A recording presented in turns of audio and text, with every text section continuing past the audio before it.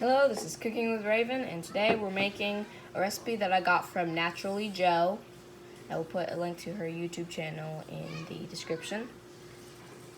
It's smoothie with one ingredient, frozen bananas.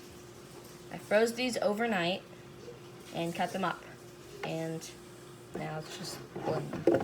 Take the peel off first. Yes, take the peel off before you freeze them. I learned that the hard way.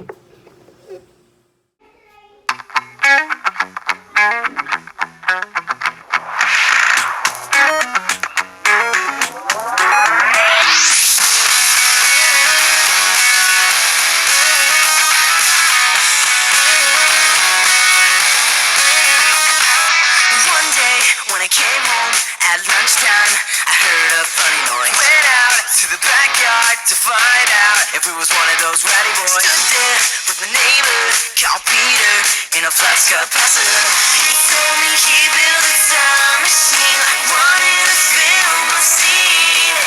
Yeah, he said I've been to the year 3000. Not much has changed, but they lived underwater.